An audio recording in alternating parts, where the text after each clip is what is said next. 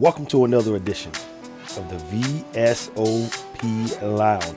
I, of course, am your host, Captain of the Cool Kids, host of the Grown Man Logic podcast, DeJuan J. Now, this evening, there's going to be some things that we have to discuss. We're gonna have to put the children to bed. We're gonna have to up the pressure this evening. There's some stuff that we got to talk about.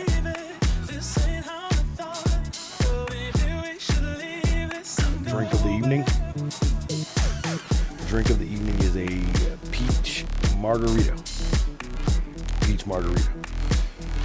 All right. Before we get into it,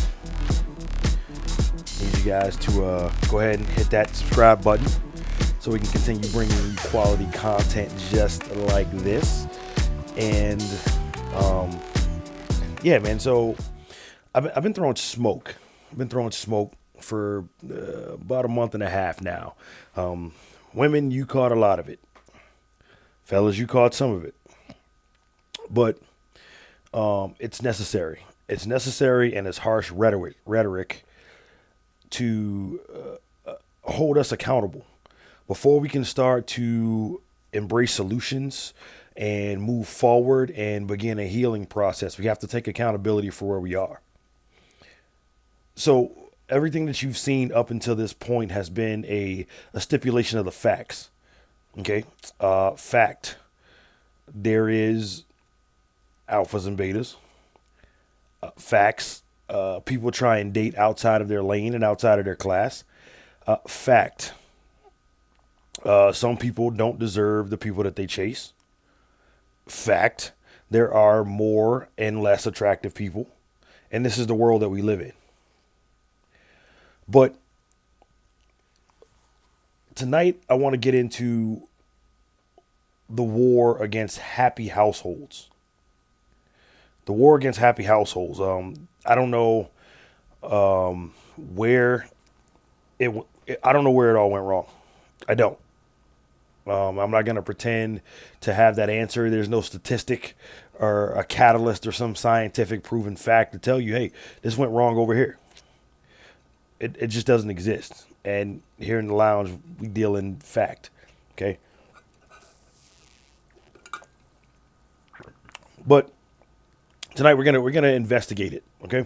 We're gonna investigate the top 10 issues that plague couples and whether or not it's due to outside influence or if it's insider attack.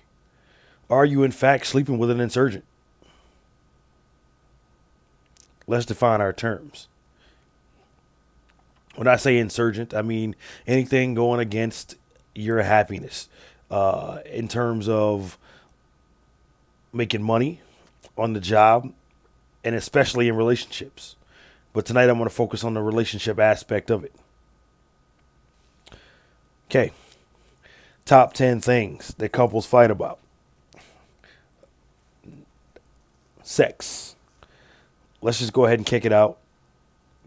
Kick the elephant in the room, acknowledge it, and move it out of the way. It seems that this is an issue when couples become familiar with one another.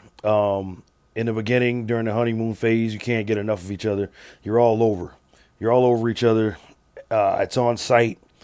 And usually, not for every couple, but usually what has to happen is that something has to happen for that spark to be reignited, like deeper into the relationship, where after children, after jobs, after moves, after changes in location, after life happens, people are just tired. It's not that you love the person any less. It's just that people are tired. People are tired. And one partner usually wants that more than the other as it goes on. Our biological clocks are just wired differently. Whereas, men come into like a secondary prime around the age of like 28, from like 28 to 35, and like they're insane. They're almost insatiable. Can't get enough of it. So when that happens, and as a if a woman can't keep up, where's that man to turn? How does this happen? And here's the argument, or the conflict that a man has internally. Like every day, you you get married, you commit, you go into a serious relationship to honor your vows. You don't cheat out of love and respect, but you have this insatiable physical desire that can't be met by your partner. So what do you do? Do you wait till she's not around, turn on some porn, and rub one out? Take care of yourself, self care, maybe. But what if that's against your culture? What if that's against your nature? What if you've never done it before? Then what? And that's a topic for another conversation, and that we're actually going to get into here in a couple weeks on the Grown Man Logic podcast. But it's just something to think about. Like, where's a man to go when, or a woman, or what happens if the woman's sex drive is higher than the man's and he physically can't keep up? What is she to do? Let's be fair about this one. Where is she to go? And then they want to honor their vows and stay pure, in terms of what they said they were going to do before God and before other people. Is that fair? No, it's not. So with especially in the black community, a lot of people foregoing medical attention, choosing not to go to the doctor to see what's going on. Hey, can I get this B12 shot? Can I get a testosterone boost? Can I do something like for my partner? Because until you've done all of these things, you can't say that you've done everything to make it work. So if your partner is unsatisfied sexually with the drive, then you have a serious problem.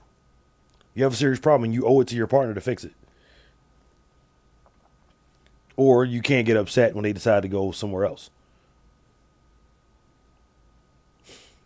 Also, inside of that same subtopic of sex, one partner always complains about doing the majority of the work.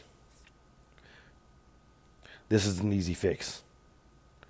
Positions, people, they exist for a reason. And that comes in with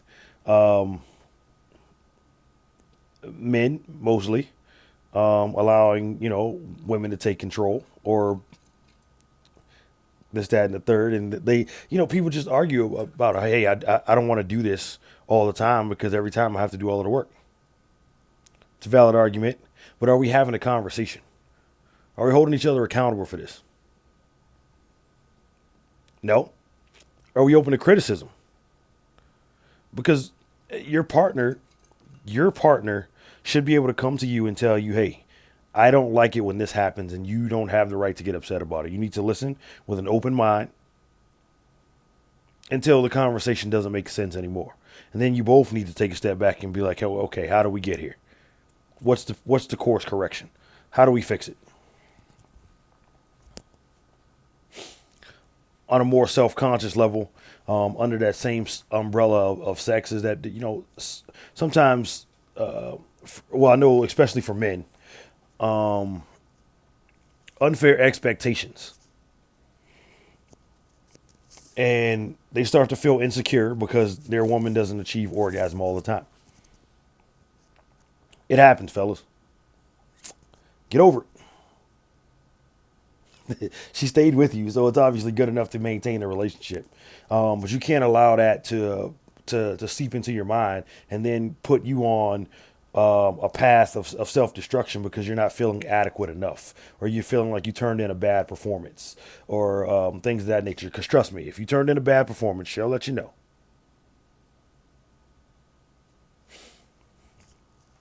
Another thing that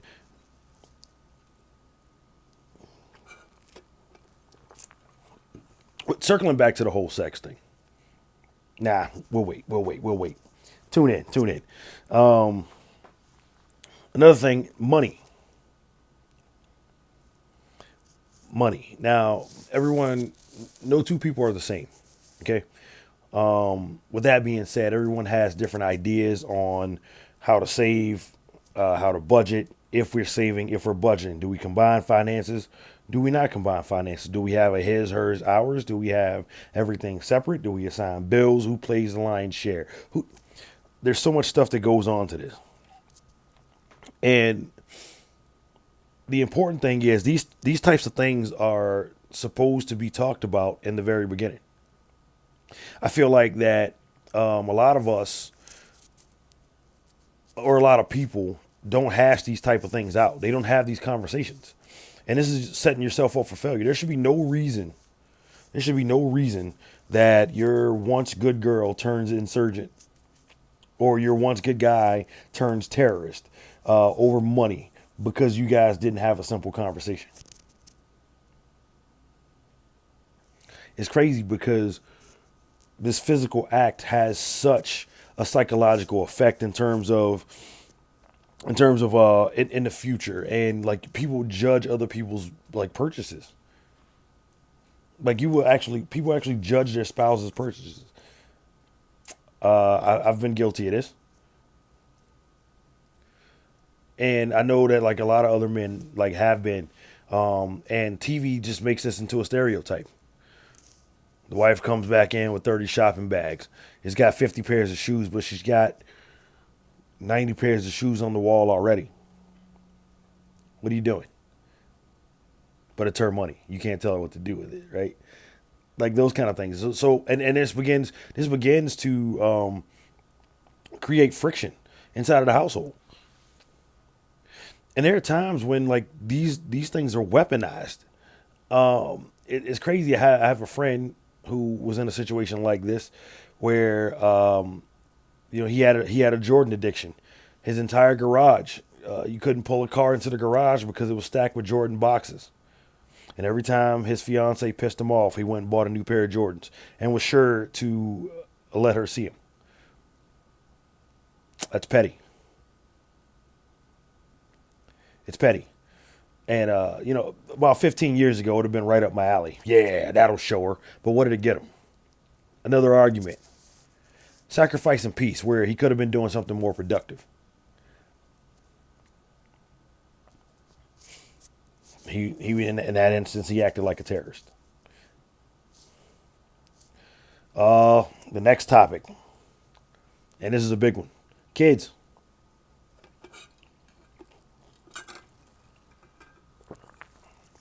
And this is where people get themselves in trouble, okay, around this topic right here. Because once this conversation is had, people are allowed to change, grow, and evolve. So, do you want kids? How many? Who's taking on what childhood chore?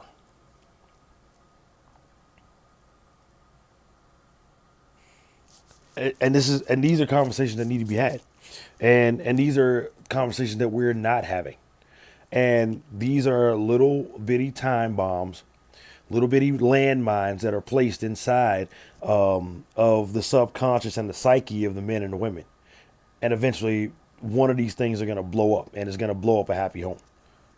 For why? How are you going to discipline the children? Is there corporal punishment? No corporal punishment. Time out, grounding.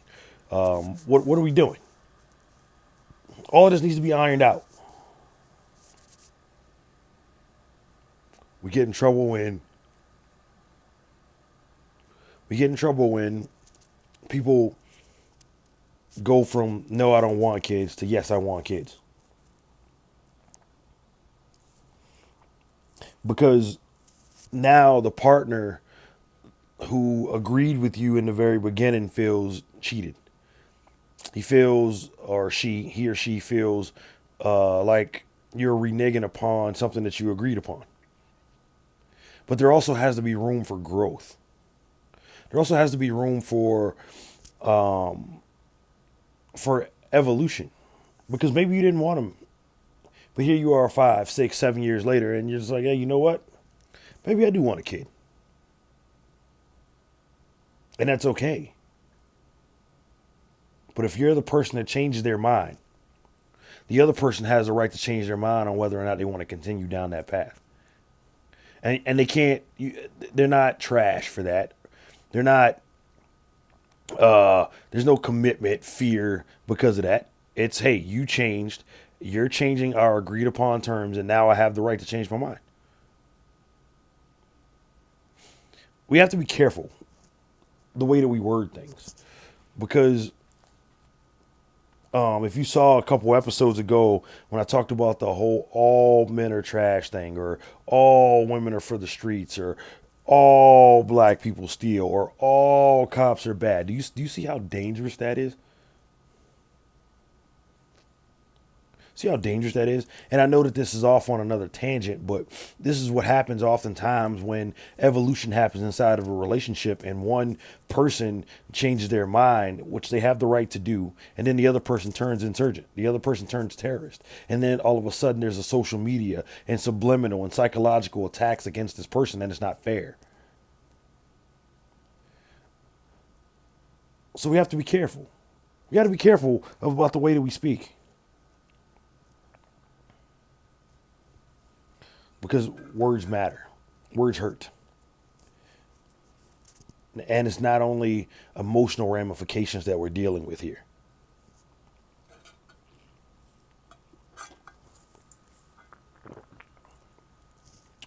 Another thing that can split up a happy home is timing. The timing of milestones. On a simple form, okay, we exchange numbers. When do we go from talking to dating? When they go from dating to relationship? What does that mean? We don't define our milestones. Why? When do we, after we go into the relationship phase, when do we move in? At what point does that happen? What does that look like? Are we moving into his place? Are we moving into her place? Who's doing the laundry? Are we exclusive when we're talking? Are we exclusive before we move into relationships? Am I allowed to talk to other people? When am I meeting the parents? When do I expect to be engaged and then married? Do I want to buy a house? Do I want to buy a house in this city?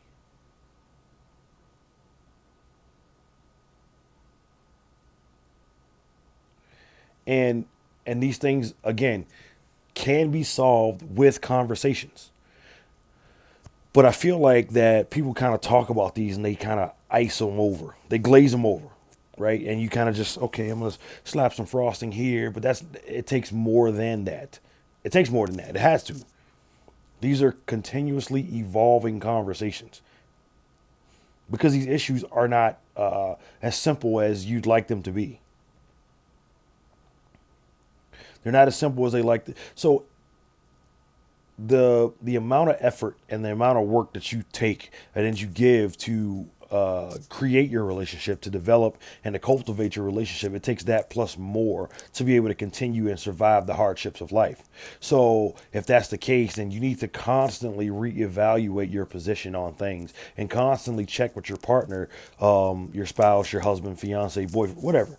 You need to constantly check and to make sure, hey, are we doing okay? Are our goals still aligned? Well, maybe mine move to the left a little bit. Maybe mine move to the right a little bit, and allow that person an opportunity to rebut and or get off the train. This is the maintenance that is required inside of a happy household. You have to talk. You have to talk, and all of these things that I've listed so far are, you may be saying, DeJuan, these can be handled, but we're not doing it. We're not doing it. Otherwise, the divorce rate wouldn't be so high. The infidelity rate wouldn't be so high. And instead of stepping out on your partner or calling it quits, somebody may stand up and actually do the fucking work.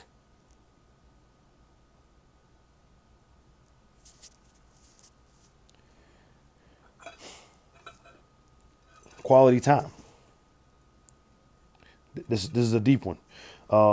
This one this one gets a lot of people in trouble. A lot of successful people in trouble.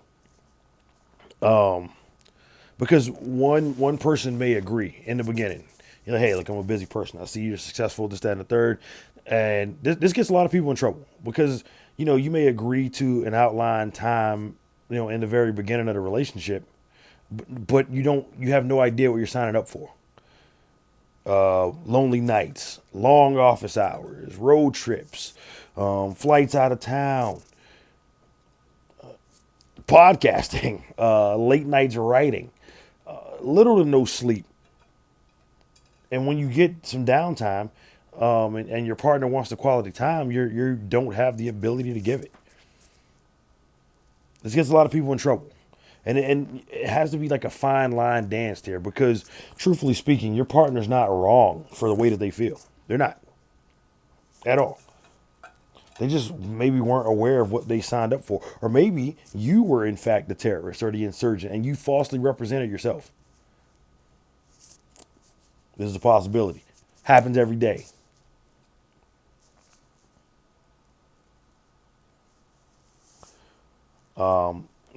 Another one. Romance. Fellas, I'm interested. Hit me in the comments and let me know what your version of romance is. What do you call romance? This gets people in trouble because, again, sorry, there's a lack with comfort comes lessened romance inside of relationships. So it's important to be mindful of this. But this is not just on men. Okay, ladies, this is not just on men. Fellas, yes, it's up to you to leave little cute love notes. It's on you to bring flowers occasionally. It's up to you to go out on the dates, hire a babysitter, leave the kids at their mama's house if you must. But ladies, it is on you. Stay fit. Let your man know that he turns you on. Make him feel wanted, desired, appreciated. It's not enough reciprocity going on for the amount of hashtags that I see. I see black love, couples goals, but how the fuck are you supposed to get there when you're leaving the man begging for sex? You're leaving the woman begging for sex. You had a fight about money and now you can't plan a date. Do you see how all of these things begin to come together? This is war on a happy household. Single people, this ain't y'all video. But we have to talk about it. And it's important. Chores. This goes without speaking, or goes without saying. People believe in gender roles. Some people do, some people don't. Some women, I will not take out the trash. I will not mow the lawn. These are men's jobs. Okay, if that's what the man agrees to. But you get into trouble with this whole equality thing. With the whole we're equal thing. This is where you get this. This is where you have to pay the piper. Okay, we're equal. But I'm not doing this. It's a man's job. Nah. We're equal. So I'm not doing this. It's a man's job. No. Doesn't work that way. And today is the day that we take a stand. We're planting the flag today, fellas. All of this fight for equality, this feminism, this I want equal. Okay. We're going to give you exactly what you asked for.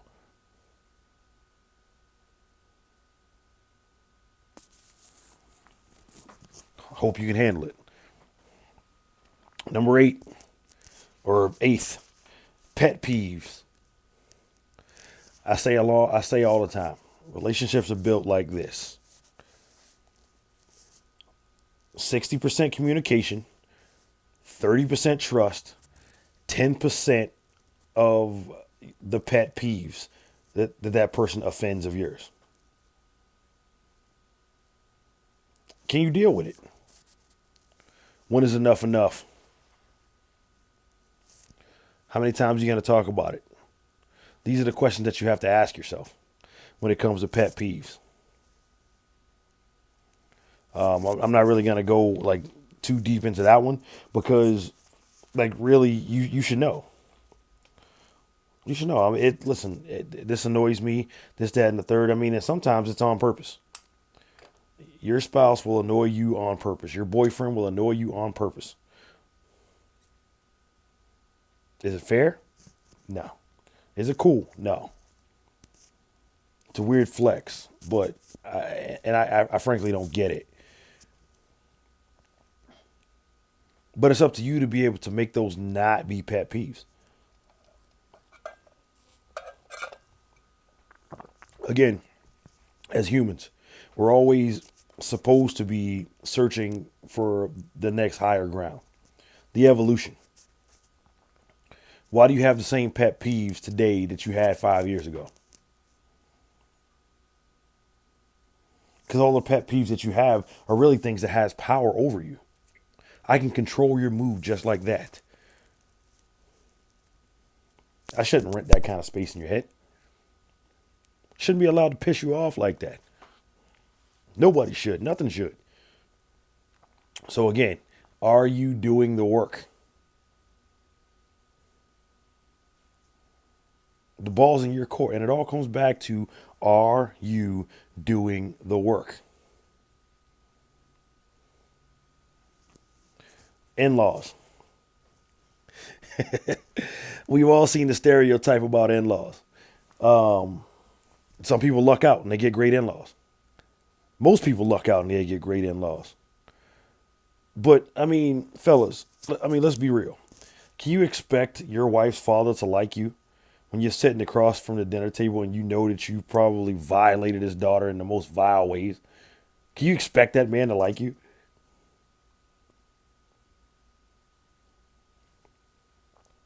Ladies,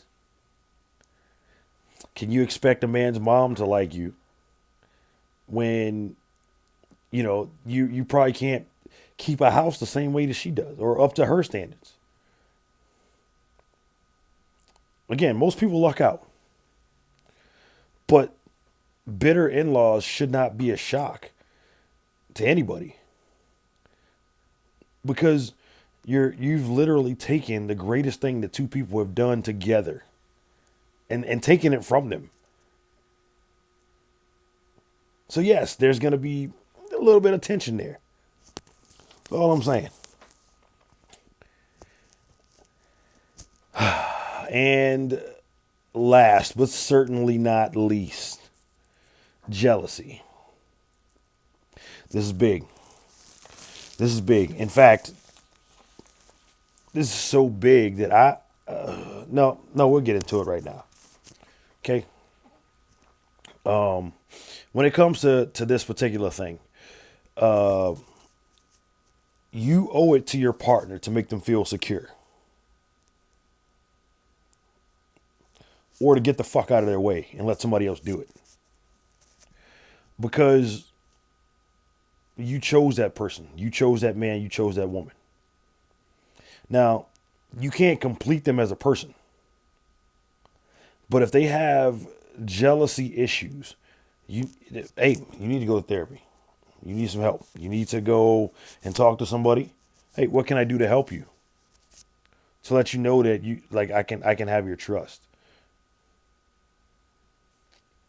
And it's continuous. It's not going to happen overnight. It's not going to, he or she's not going to wake up the next day and say, hey, I'm cured. I go ahead.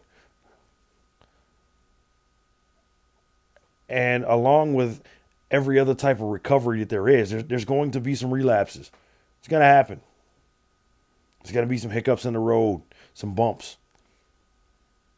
These are things that we have to deal with as a unit, as a couple, as a household. These are things we have to stay strong about. And this takes patience on the other partner's part.